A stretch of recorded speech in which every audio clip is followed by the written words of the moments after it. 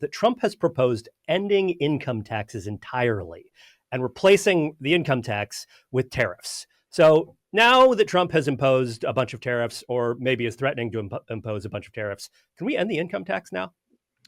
Um, Functionally, no, is one big issue when people play this intellectual policy game of, hey, we swapped out big tariffs in 1913 for the adoption of the income tax, which is a deliberate swap for a variety of reasons. One of which is that adjusting tariffs during the big tariff era between 1870 and 1912, every time you would do it in any direction, it would be an absolute orgy of corruption.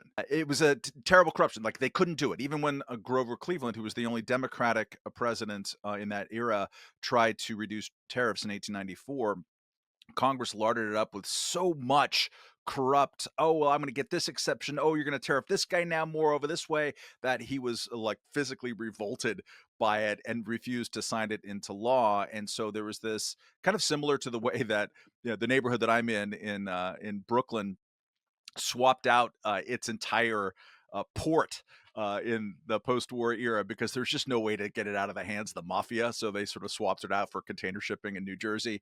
Like people did that with tariffs back in the day. The president has broad latitude to impose tariffs, particularly when he invents some national security fantasia associated with it.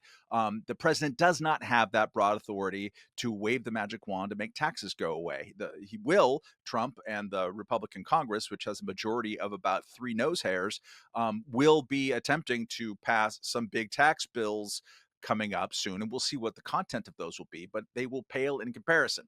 Um, Here's a thing to think about. David Henderson and Phil Magnus, writing in the National Review last week, pointed out that the entire sum of imports in America is around $3 trillion a year. Okay. Keep your brain focused on that. The amount of money that we get from federal income taxes is $2.5 trillion a year. So even if Trump had a magic wand to make all income taxes go away, which he would love, he clearly wants to do that swap. He doesn't have that. But even if he did, and you did this swap, you would need to tax those 3 trillion of worth of imports or tariff them at 83%, and then hope that there would be no change in the behavior of the selling of those imports. There's just not enough money there. In the absence of the Republican Party actually reducing the size of government, which it steadfastly has refused to do, including spectacularly during Donald Trump's first term when he added more to the deficit in 3.5 years before COVID than Barack Obama did in 8.